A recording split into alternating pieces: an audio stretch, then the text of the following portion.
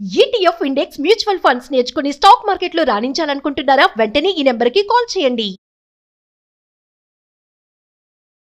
ఉలూఖలం వా యమినాం మనో వా గోపాంగనానాం కుచకుట్మలం వా మురారినాం నః కలభస్య నూనం అలానమాసీత్రయమేవ భూమౌ. భూమి మీద మూడే మూడు అడ్డుకట్టలు ఉన్నాయటండి. ఇదేమి ఎలాంటి దానికి? మురారి నామ్నః కలభస్య. మురారి అంటే మురరిపు కృష్ణుడికి, కృష్ణుడనే మదగజానికి మూడే మూడు అలానాలు కట్టుతాళ్ళు ఉన్నాయి. ఏమేమిట? ఉలూఖలం మొదటిది రోలట, వాళ్ళ అమ్మగారు కట్టేసింది. రెండోది యమినాం మనః యోగీశ్వరుల మనస్సు. మూడోది గోపాంగనానాం కుచకుట్మలం గోపాంగనల యొక్క స్థన ప్రదేశమే కృష్ణుణ్ణి కట్టగలిగే తాడు అని చెప్తున్నారు. కృష్ణుడు అనే మదగజం ఆ మూడు చోట్లే స్థిరంగా ఉంటుంది. ఎంత చక్కగా చెప్పారో చూడండి. ఇక్కడి నుంచి మనం చెప్పబోయేది గోపికా గీతలు. వీటిని రాసపంచాధ్యాయి అంటారు. దశమస్కంధంలో అంటే భాగవతం, శ్రీమద్భాగవతం దశమస్కంధంలో వ్యాసుల వారు రచించిన దాంట్లోనే 29 నుంచి 33 వరకు ఉన్నటువంటి 5 అధ్యాయాల్ని రాసపంచాధ్యాయి అంటారు. గోపికలు కృష్ణుని పట్ల విరహంతో, అతన్ని భర్తగా పొందాలన్న వ్యామోహంతో ఎలా ఆయన వెనకాల వెళ్ళారు, ఆ తర్వాత ఆయన ఏ రకంగా వాళ్ళకి సరిచేశాడు వాళ్ళని అనే విషయం ఇందులో చెప్పబడింది.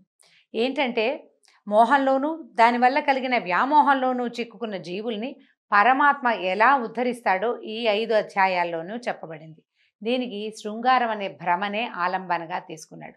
గోపికలు కృష్ణుని భర్తగా కావాలనుకున్నారు, కానీ వాళ్ళు నిజంగా శ్రీకృష్ణుని భర్తగా పొందినదే లేదు. కేవలం ఒక మాయా అవలంబనతోటి కృష్ణుడు వాళ్ళకి ఆ భ్రమని కల్పించాడు. వాళ్ళని సంతృప్తిపరచడానికే తప్పిస్తే వాళ్ళ పాతివ్రత్యానికి ఏ భంగము కలగలేదు. ఆనాటికి శ్రీకృష్ణుడికి 10-11 సంవత్సరాల వయసే ఉంది. చిన్న బాలుడే ఆయన, పెద్దవాడు కాదు. అయితే శ్రీకృష్ణుడు పసివాడిగా ఉన్నప్పుడు గోకులంలో స్త్రీలంతా అతని పట్ల అమిత వాత్సల్యాన్ని, ప్రేమని చూపించేవాళ్ళు. పెరుగుతూ ఉంటే క్రమంగా ఏమైంది, ఈయన పెరుగుతూ ఉండి ఆయన తాలూకు లీలలు విజృంభించేసరికి వాత్సల్యం ప్రేమగా, ఆ పైన ఆరాధనగా మారింది. ఆ తర్వాత అది ఒక శృంగార భావనగా పరిణమించింది. సహజంగా జరిగేది అని చెప్పడానికి వీల్లేదండి. ఇది గోపికలదే ప్రత్యేకత. జీవులు ఎలా పరమాత్మ వైపు ఆకర్షింపబడతారో చెప్పడానికే ఇది చెప్పబడుతోంది. వాళ్ళ మనసుల్లో ఏముందో కృష్ణుడికి తెలుసు. వాళ్ళ వ్యామోహాన్ని ఈ మంచి మాటలతోటి కానీ ఉపదేశాలతోటి కానీ తొలగించడం సాధ్యం కాదు. అది కేవలము విష్ణుమాయకి మాత్రమే సాధ్యపడుతుంది. అందుకని దాన్నే ప్రయోగించాడు. ఒక శరత్కాలంలో ఒక పున్నమి నాటి రాత్రి నిర్మలమైన ఆకాశంలో పూర్ణచంద్రుడు లోకాన్ని చల్లని కిరణాలతో ఆహ్లాదపరుస్తున్నాడు. ఎప్పుడు ఈయన ఏమనుకున్నాడంటే వీళ్ళకి లోపల కలుగుతున్నటువంటి ఇలాంటి తీవ్రమైన భావోద్వేగాన్ని తగ్గించడానికి దానికి ఒక సమయాన్ని కేటాయించాడు. ఆ సమయం ఏంటంటే ఒక పూర్ణిమ నాటి రాత్రిట.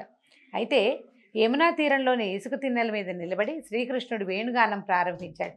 అవ్యక్త మధురమైన ఆ గానం నిశ్చలమైన గాలిలో తేలి గోకులానికి చేరింది. ఆ గానం విన్న గోపకాంతలు యోగమాయా ప్రభావానికి లోనయ్యి ఒళ్ళు మరిచి ఎలా ఉన్నవాళ్ళు అలాగే సగం అలంకారాల్లో ఉన్నవాళ్ళు, సగం వస్త్రాలు వేసుకున్న వాళ్ళు, సగం తల దువ్వుకున్న వాళ్ళు, పువ్వులు పెట్టుకుంటూ పువ్వులు కడుతూ పువ్వులతోటి వెన్న చిలుకుతూ వెన్నతోటి అన్నం తింటూ అన్నం చేత్తోటి ఎలా ఉన్నవాళ్ళు అట్లా లేచి బయలుదేరేశారు. ఒకరికి తెలియకుండా ఒకళ్ళు బయలుదేరి వచ్చేసారు. నన్నే పిలుస్తున్నాడు అనిపించింది ప్రతి వాళ్ళకి. ఎవరి దారిని వాళ్ళు వచ్చేసారు. ఈ వచ్చేసేసరికల్లా ఈ వచ్చిన వాళ్ళు ఎలా వెళ్ళారంటే ఎవరో ఒక పరపురుషుణ్ణి చేరడానికి వెళ్తున్న స్త్రీలలాగా వెళ్ళిపోయారు. అది కృష్ణుడని భగవంతుడని ఆ ధ్యాసలో వాళ్ళు లేరు. అప్పుడు పరీక్షిత్ మహారాజుకి ఒక సందేహం వచ్చిందంట. సుఖమహర్షిని అడుగుతున్నాడు, గోపకాంతలు కృష్ణుణ్ణి తమకి ఇష్టుడైన పరపురుషుడిగా భావించారు, పరమాత్మ అని కాదు వాళ్ళు భావించింది. పరపురుషుణ్ణి చేరడానికి వెళ్తున్నామన్న భావనతోటే వెళ్ళారు. వాళ్ళు చేసింది తప్పు కాదా? తప్పు కదా, అది జారత్వం, అది తప్పు కదా అని పరీక్షిత్ మహారాజు అడిగాడట. అడిగితే సుఖమహర్షి చెప్పాడు, ఏ భావంతోటైనా పరమాత్మని నిత్యం హృదయంలో నిలుపుకునే వాళ్ళు తప్పక స్వామిని చేరుతారు, స్వామి సాయుధ్యాన్ని పొందుతారు. రాక్షసులు కూడా ఇలాంటి పనే చేస్తారు. కోపంతో, క్రోధంతో, అసూయతోటో ద్వేషంతోటో భగవంతుడిని తలుచుకుంటూ ఉంటారు. వాడికి సాయుధ్యం లభిస్తుంది. ప్రేమగా తలుచుకున్న వాళ్ళకి అంతే. వాళ్ళ భావం ప్రధానం కాదు, తలచటం, తలంపు చాలా ప్రధానమైంది. భగవంతుణ్ణి భావించటం చాలా ముఖ్యమైనది. అది సరే. ఇప్పుడు చూడండి, ప్రేమతో గోపికలు, కోపంతో శిశుపాలుడు, భయంతో కంసుడు, స్నేహంతో అర్జునుడు, భక్తితో నారదుడు, వీళ్ళంతా స్వామి సాయుధ్యాన్ని పొందారు.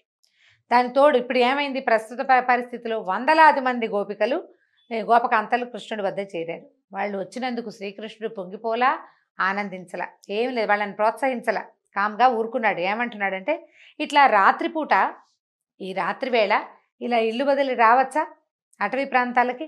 మీరు ఇట్లా వచ్చేస్తే మీ భర్తలు మీ మీద ఎంత బెంగ పెట్టుకుంటారు, పిల్లలు మీకోసం ఏడుస్తారు. వెంటనే ఇంటికి వెళ్ళిపోయింది, మీ భర్తల్ని సేవించండి, అది మీ కర్తవ్యం. మీకు నా మీద భక్తి ఉందని తెలుసు. నా గాథలు వినటం, నా కథ వినటం, నా రూపాన్ని మనసులో నిలుపుకోవటం వల్ల భక్తి దృఢమవుతుంది, కానీ భౌతికంగా నాకు సన్నిహితంగా అవడం వల్ల భక్తి బలపడదు. ఇది వేరే భావంలోకి రూపాంతరం చెందుతుంది. కాబట్టి దూరంగా ఉండి మీ పని మీరు చేసుకుంటూ నా గాథలు వినండి, నన్ను తలుచుకోండి, నా రూప ధ్యానం చేయాలి అని అనేసరికల్లా, ఇలాగా మీలాంటి పతివ్రతలు ఇలా పరపురుషుణ్ణి భావించి ఇలా దూరం వచ్చేయడం మీకు తగదు, కష్టాల పాలవుతారు, ఉత్తమ గతులు చెడతాయి, కుటుంబ జీవితం పాడవుతుంది, అందుకని పిల్లలు ద్వేషిస్తారు మిమ్మల్ని, మీరు ఇంటికి వెళ్ళిపోండి అన్నాడు. అనేసరికల్లా గోపికలకి నచ్చలేదట. మేము సర్వం పరిత్యజించి నీ కోసం వచ్చాం, నన్ను కాదనద్దు. నా పక్కనున్నది కూడా నాలాగనే ఎలా వచ్చింది అన్న భావం కూడా లేదండి వాళ్ళకి. ఇంతమంది ఒకడినే కోరి వచ్చామేమిటి అని కూడా అనిపించలే. అసలు ఆ మమేకం అయిపోవాలి భగవంతుడితోనన్న తీవ్రమైన భావాల్లో ఉన్నారు వాళ్ళు.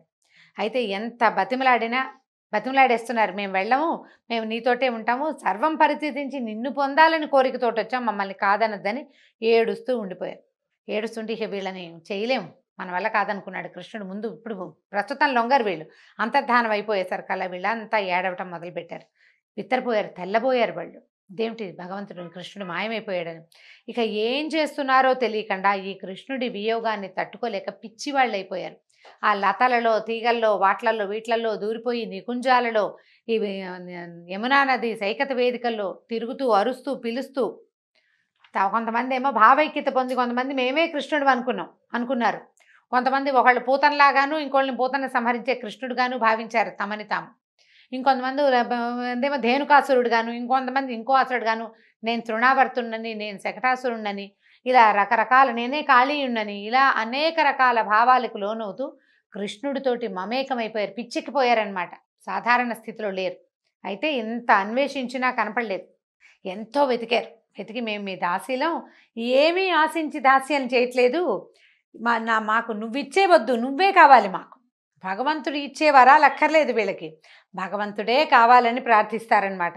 నీ చూపులకి లొంగి, నీ కంటి చూపుకి లొంగి నీ దగ్గరికి వస్తే ఇంత అన్యాయం చేస్తావా, ఇలా హింసిస్తావా, ఆయుధంతో చంపితే హత్య అంటారు, ఇలా కంటి చూపుతో చంపితే దీన్ని ఏమనాలి అని విపరీతంగా ఏడ్చారు. గోకులవాసులు ఎన్నోసార్లు ఇలా మృత్యువు ముఖాల్లోకి అడుగు పెడితే నువ్వు ప్రతిసారి రక్షించావు. కార్చిచ్చుల్ని తాగేసావు, దావాగ్ని వస్తే దాన్ని ఎత్తి తాగేసావు, వానలు వస్తే కొండనెత్తి మరీ రక్షించావు మమ్మల్ని. మరి అలాంటప్పుడు మమ్మల్ని ఎట్లా రక్షించకుండా వదిలేస్తావు? అందరినీ రక్షించావు, మమ్మల్ని కూడా రక్షించాలి కదా. నీ పాదాలని తలుచుకుంటూ అసలు పాదాలనే వర్ణించలేము. ఆ పాదాల సౌందర్యమే ఆ నిరుపమాన సౌందర్యం, తలుచుకోకుండా ఉండలేము. ఎంత చెప్పినా తనివి తీరదని, అసలు మామూలు పిచ్చి కాదనమాట. ఆ పాదాలు, భూమి ఎంత పుణ్యం చేసిందో ఈ పాదాలతోటే నువ్వు అక్కడే ఆవిడ మీదే తిరుగుతున్నావు అని ఎంత పొగిడారో, ఎన్ని రకాలుగా ప్రార్థించారో, ఎంత పిచ్చెక్కిపోయారో. అసలు మేము కుదురుగా ఇంట్లో ఉంటే నువ్వు ఈ సంగీతంతో కదా మమ్మల్ని పిలుచుకొచ్చావు, ఇలా మమ్మల్ని జడగొట్టావు, మేము ఇట్లా ఇక్కడికి వచ్చేసిన తర్వాత ఇప్పుడు నిన్ను మహాపురుషుడు అనాలి, నిన్నేమనాలి, నువ్వు ఇలా ఎందుకు వచ్చేసావు, వెళ్ళిపోయావు అని చెప్పి ఇంకా ఎన్నో భావాలతోటి. మాలో మాకు పోటీ అన్న భావన లేదు, ప్రతి వాళ్ళకి కృష్ణుడు కావాల్సింది అంతే. ఇక అట్లా ఉన్నారు ఏడ్చారు, విపరీతంగా దుఃఖించిన తర్వాత కొంచెం తెల్లవారుతుండగానే కృష్ణుడు మళ్ళీ కనపడ్డాడు. వాళ్ళ మధ్య ప్రత్యక్షమయ్యాడు. వాళ్ళంతా తమ ఉత్తరీయాలు, పైనున్న వస్త్రాలు పరిచి కృష్ణుడిని కూర్చోబెట్టారు. ఒక సందేహం ఉంది, తీర్చమన్నారు. మరి కృష్ణుడు భగవంతుడని తెలుస్తూనే ఉంది కదా. ఏమిటంటే, కొందరు కేవలం తమను సేవించే వాళ్ళనే అనుగ్రహిస్తారు, కొందరు తమను సేవించని వారిని కూడా అనుగ్రహిస్తారు, కొందరు కఠినాత్ములు తమరు సేవించిన వారిని కానీ సేవించని వారిని కానీ అనుగ్రహించరు.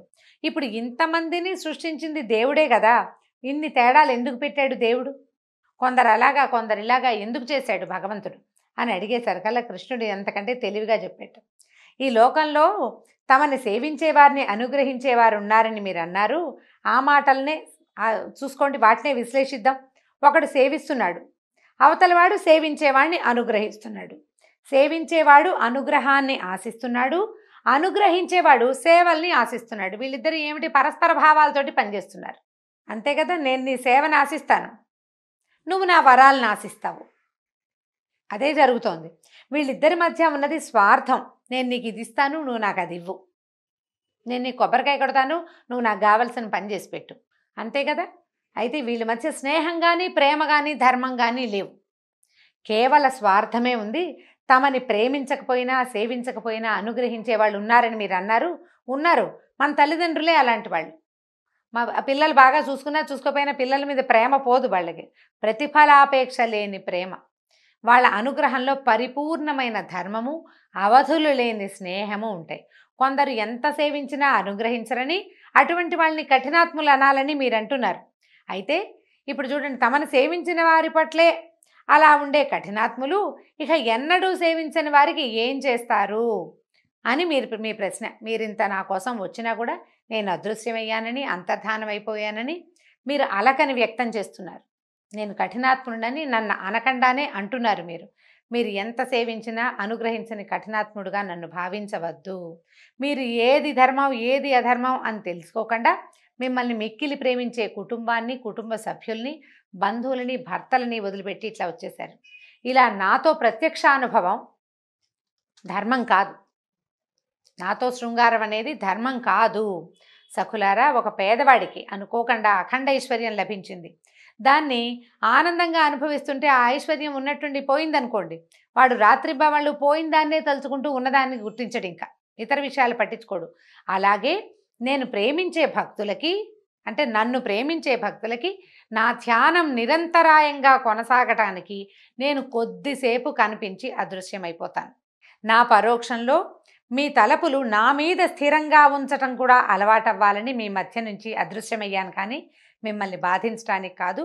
మీరు కులస్త్రీలు, భక్తులు, నా కోసం లోకపు కట్టుబాట్లని, గృహస్థ ధర్మాన్ని వదిలిపెట్టి వచ్చేశారు. మీ ప్రేమ కల్మషం లేదు. ఈ అనన్య భక్తికి నేనేమిచ్చినా తక్కువే అవుతుంది. దేవతలకు ఉన్నంత ఆయుర్దాయం పొంది ఆ జన్మాంతం ప్రయత్నించినా కూడా మీరు చూపించే ప్రేమకి ప్రత్యుపకారం చేయటం సాధ్యం కాదు. మీ అమలినమైన ఈ ప్రేమ ఎప్పుడు ఇలాగే ఉండేలాగానే చేసి మీ రుణం తీర్చుకుంటాను అని చెప్పాడు. అయితే ఎంత చెప్పినా ఈయనతో సాన్నిహిత్యాన్ని అనుభవిస్తే కానీ వాళ్ళు ఊరుకునేలాగా లేరు. అయినా కూడా వారి సౌశీల్యం కాపాడతానని మాటిచ్చాను కాబట్టి ఏం చేశాడట కృష్ణుడు, ప్రతి వారితోటి వాళ్ళు కోరిన విధంగా ప్రవర్తించిన భావాన్ని వాళ్ళకి కలగజేశాడు యోగమాయతోటి. అందుకని ఏం చేశాడు, మనం రాసోత్సవం చూస్తాం, హరికి నడుమ వయారి, లేదా ఇద్దరు స్త్రీలకి మధ్యలో హరి అని పద్యాలు పాటలు వింటూ ఉంటాం. దీన్ని అంగనామంతరే మాధవం చాంతరేన అంగన అని కృష్ణకర్ణామృతంలో కూడా చెప్పారు. ఇద్దరు అంగనలకి మధ్య మాధవుడు, ఇద్దరు మాధవులకు మధ్య ఒక అంగన అని చెప్పి ఏం చేశాడు, ప్రతి వాళ్ళతోటి కృష్ణుడు వాళ్ళతోటే ఉన్న భావనని కలిగించాడు. ఒక కృష్ణుడే ప్రతి గోపికతోటి తను ఒక కృష్ణుడుగా కనిపించాడు. అందరూ చేతులు పట్టుకుని వలయాకారంగా నాట్యం చేయటం మొదలుపెట్టారు. నాట్యం చేయటమే రాసక్రీడ అని చెప్తారు దీన్ని. అయితే ఇట్లా కృష్ణుడు అనేక మంది కృష్ణులై వాళ్ళకి భ్రమ కలిగించాడు. క్రమంగా సాన్నిహిత్యం పెరిగిన భావన, అతన్ని కౌగిలించుకోవటం, ముట్టుకోవటం, స్పర్శించటం, అతనితోటి మమేకంగా ప్రవర్తించటం వల్లే కృష్ణుడు తమవాడైపోయాడని, తమ సొంతమైపోయాడనే భావనని గోపికలు లోపల పొందారు. అంటే భౌతికమైన స్పర్శ లభించటం వల్ల ఇతను మనవాడేనన్న భావనని వాళ్ళు పొందారు. తర్వాత అందరూ కలిసి కృష్ణుడితో జలక్రీడలాడారు. ఇలా వర్ణిస్తుంటే ఒక పరీక్షణ్ మహారాజుకి చాలా డౌట్లు వచ్చినాయి, మనకు కూడా వస్తాయి. ఇప్పుడు ధర్మ ప్రతిష్టాపనకి అవతరించిన కృష్ణుడు పరభార్యల్ని ఎలా స్పృశించాడు, ఇది లోక మర్యాదని అతిక్రమించడం కాదా, ధర్మ విరుద్ధం కాదా అని అడిగితే శుకులు చెప్తున్నారు, యోగమాయ ప్రభావం చేతే శ్రీకృష్ణుడు గోపికల మనసులోని శృంగార భావాలు పోగొట్టడానికి సంకల్పించాడని ఇంతకుముందే చెప్పబడింది. కొన్ని వందల అద్దాలు వివిధ కోణాల్లో అమర్చి ఉన్న చోటకి ఒక చిన్న పిల్లాడు వెళ్ళాడు అనుకోండి లోపలికి. వాడు తన ప్రతిబింబాలనే అన్ని చోట్ల చూసి తనలాంటి వాళ్ళే చాలామంది పిల్లలు ఉన్నారని భ్రమపడతాడు. వాళ్ళందరూ తనతో ఆడుకోవడానికి వచ్చారని అనుకుంటాడు. తను చేసిన ప్రతి కదలిక వాళ్ళందరూ చేస్తుంటే వాళ్ళతో ఆడుకుంటున్నాననే భావనలో ఉంటాడు. పిల్లవాడు నవ్వితే అందరూ నవ్వుతారు, అద్దాల్లో ఉన్న పిల్లలంతా నవ్వుతారు కదా. ఒక అద్దాన్ని ముట్టుకుంటే అన్ని అద్దాల్లోని ముట్టుకున్న పిల్లలందరినీ ముట్టుకున్న భావం కలుగుతుంది. పట్టలేని ఆనందంతో పిల్లవాడు చాలా సంతోషపడిపోతాడు. వాస్తవానికి ఏముంది అక్కడ, ఉన్నది ఒక్క పిల్లవాడే. అతను ఏ ప్రతిబింబాన్ని ముట్టుకున్నది లేదు, ప్రత్యేకంగా ఆడింది లేదు. అలాగే శ్రీకృష్ణుడు గోపవనితలకి తనతో విహరించిన భావాన్ని కలగజేశాడు. వాళ్ళు ఆనందించేలాగా చేశాడు. కరస్పర్శలు, ఆలింగనాలు మొదలైన చేష్టలతో తమని అలరించిన అనుభూతిని కలిగించాడు. భగవద్ అనుభవం జీవులు కోరితే కలిగేది కాదు, ప్రయత్నిస్తే లభించేది కాదు. వాళ్ళు ప్రయత్నం వల్ల ఆ అనుభవం పొందే అర్హత మాత్రమే కలుగుతుంది. ఆ పైన భగవంతుడు అనుగ్రహించినప్పుడే ఆ అనుభవం దొరుకుతుంది ఎవరికైనా.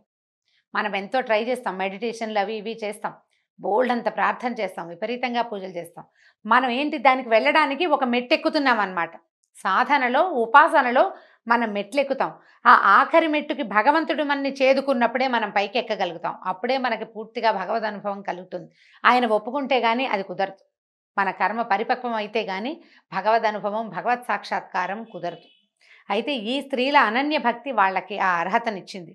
అప్పుడు వాళ్ళ కోసం కృష్ణుడు ఒక భావనాత్మకమైన ఈ సన్నివేశాన్ని కల్పించాడు.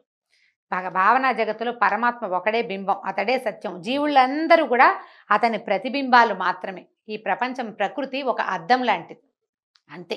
ఆ భగవంతుడు అందులో రకరకాల రూపాల్లో కనపడతాడు.